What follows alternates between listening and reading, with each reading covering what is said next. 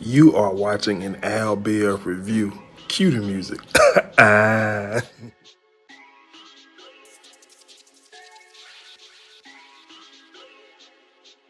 What's going on, guys? Welcome back to my channel. You know the vibes. Happy Thursday, Friday Eve. I'm here with the Black Ink Compton review. It's the better of all three franchises, so I'm doing it first whenever we talk about it. Anyways, last night was a pretty entertaining episode, man, for a lot of reasons. Lemire came out and told KP what was going on. I didn't like how the whole Voodoo Doll and Elena situation went down, and I throw Nessie people in there because they was a part of the show last night, right? So let's start with Lemire. So last night episode, Lemire pulled up on KP at KP Mama house and finally told KP what was going on. And you know, me personally, I was so happy that he finally told KP what it was that he was going through, because I personally believe that when you got burdens or you got trials and tribulations that you are actually facing in your personal life, it is important that you let someone know, especially someone who's a part of your professional life, know what you're going through or maybe going through, because you don't need to, nor do you want to create an additional burden outside of your personal life that exists in the workplace, and therefore reputations get tarnished, rumors start. It just turns into a bad situation, just kind of like it turned into a bad situation for Lemire. But you know, he talked to KP, and KP was not only able to empathize but sympathize with him, because he said, you know, like he said, he has 3 children of his own, so he knows, you know, what he didn't necessarily say he went through a high risk pregnancy, but he has kids of his own, and he's been through 3 different pregnancies, so he knows the stress, the burdens that could be there, especially when the doctor come to you and say it's a high risk pregnancy. He understands, and I was just so happy that Lemire finally got that off his chest, because the workplace was suffering because of what he was going through in his personal life. So that was that. So earlier in this episode, Tim just made me not like him. I'm gonna just go ahead and do Tim scenes right now and get him out the way. And whether it's a scripted TV show, reality TV show, once I just start disliking you, it is hard for me to be an adult and sympathize for, you know, with you, or whatever the case is. So earlier in the episode, before Tim Homie got shot, he came in the shop, spoke to everybody, and did not speak to Nessie. And for whatever reason, Nessie, Tim, and KP had words. Basically, Tim and KP was just like, you disrespectful. We gave Lemire chair away. It is what it is. If you want to be a part of this shop, you know, you need to fall in line. And you know what pissed me off is, I'm looking at KP a little bit, and then, you know, all of this was before Lemire told KP what it was that he was going on in his personal life. But I look at KP, and this is exactly why women complain about male-dominated workplace stuff. You know what I'm saying? So it was okay for Tim to tell Nessie last week and whenever that, oh, you taking up for Lemire, y'all must be having sex, y'all must be effing, you know, XYZ. But as soon as she say, oh, well, we going by, you know what I'm saying, the logic that you putting in place, the way you defending KP, y'all must be got something going on. So it is okay for Tim to step across that line, run across that line, run through the line. But as soon as Nessie, you know, put a toe across the line to try to make a point, she's out of line, she's being disrespectful, and it was just stupid. And you know, it kind of had me looking at KP like, maybe this is what Lemire talking about. You know what I'm saying? You are possibly not, you know, manager, owner material yet. Like, you got to hold everybody to the same standard, man. You know, we was just talking about, on average, you know, they were talking about the white female, but still, on average, because, you know, in America, average is white, whatever, white America, white male, on average, a woman makes 81 cents to the dollar compared to the man. The man make $1, and obviously talking about the white man, but still the same thing exists as far as black, woman, man of color, and white. It don't matter.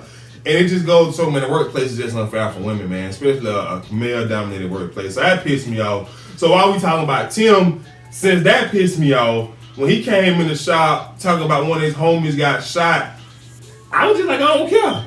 You know, like, and then ink dripping, said a prayer for him. Like, I just did not care. It was beyond me. I could care less about Tim, his storyline, where his storyline going. The only thing that gonna make me feel for Tim is something actually drastic or super personal happens to him. But other than that, like, he's such a butt, man. Like, I can't vibe with Tim. And like I said, and part of the reason is he don't contribute to the shop. He's not an artist. He don't pierce nipples. At least in Black Ink Crew, Chicago, Don started doing piercing. I know Teddy's still sitting on the sofa trying to hunch everybody they hire, but we ain't talking about him. But still, like, I can't with Tim. So let me just get off of Tim. So anyways, moving on, this episode, it really wanted to highlight the beef between Elena, the new girl, and Voodoo Doll. Now, my personal opinion, like I said, KP the boss. Voodoo Doll, for whatever reason, he feel like you still viewed as an apprentice and an artist. So whatever, that's KP decision. I ain't stepping on man's toes. So, Elena had a tattoo to do earlier in the show. Her machine was not working, something with the power outlet, I don't know, something of that nature. She called Ink Dripping. This nigga need a new name. I don't even like, I'm gonna just call him Ink from now on. I can't. Ink Dripping? Heck no. So she called him over, asked him, you know, can he help? Do he have an outlet that she can plug in and make the ink, I guess, tattoo machine work? He was like, coincidentally, well, he didn't say this, but I was just like, you know, after he said that this is the type of tattoo machine Voodoo has, why don't you ask her? I was just like, ain't that a nice coincidence? Like, I know this scripted now. So she sucks her pride up, go ask Voodoo, you know, can she help her out? And Voodoo says, no, I'm the apprentice, that's not my position, you're the artist, you should be prepared. And basically, Elena had to send a client away. And it pissed me off because nobody checked Voodoo. Like, this girl works in the shop. She ain't working at her house, her car, anything like that. So that's a review that's going online about this tattoo shop. But obviously, none of them is professional enough to call someone that they actually like out. And it just kind of made me realize that, you know, all these Black Ink franchises, what pisses me off is the fact that the new girl just going against the new girl, the new hiree or whatever, and it's basically women, but still, how they just disrespect the new girl. But we supposed to be a brand, we supposed to be a business. Most of all, we supposed to be a team. But you know, Voodoo Doll and everybody else let something happen like that. That was complete bull. So anyways, later in the show, Elena did do a tattoo or whatever. I didn't care for the tattoo, but whatever. And so I guess she didn't clean up after she did the tattoo. Her chair was still wrapped in saran wrap. Her supplies were still open. And everybody else in the shop chilling. Voodoo points it out like, oh, how nasty, I'm OCD. This is the first thing you should do after you do a tattoo. This is disgusting. Voodoo was just getting on my goddamn nerves. So she was like, I can't tell. I'm just cleaning. So fast forward. Photo shoot time. Tim, KP was thinking of how to brand the shop, so they thought about doing a photo shoot. So scoobity poopity woo. Fast forward, photo shoot time.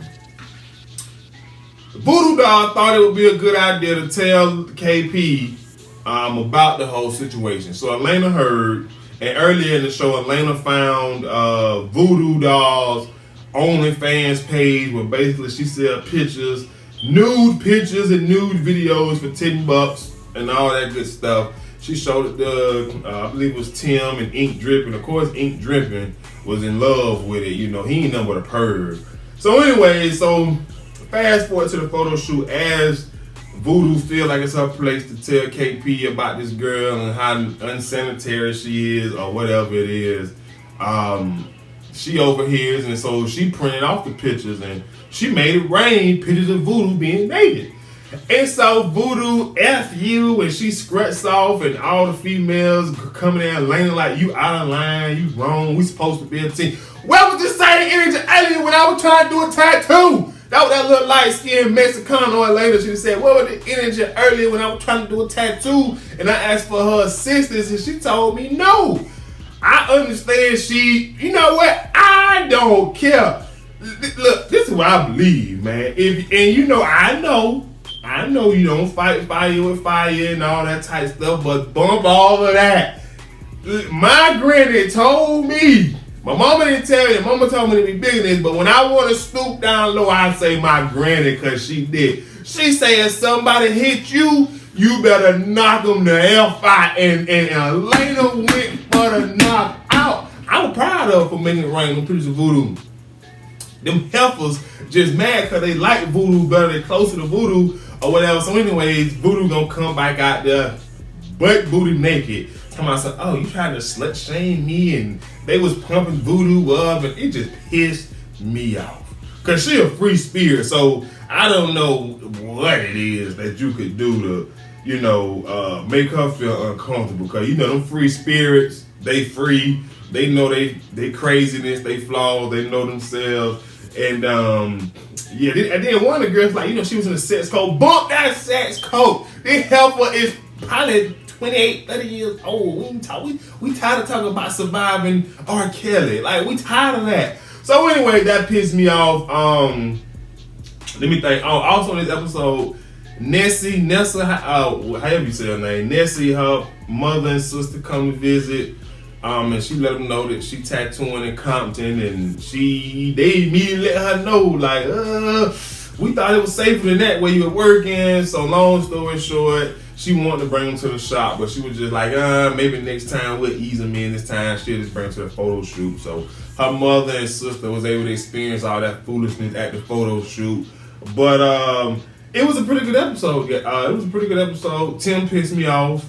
Like I said about the whole, he just hates Lemire. He does. He hates Lemire. And I look, I get it. You speak ill about my boy or my partner one time, we whatever, but come on now. You know what I'm saying? Come on now.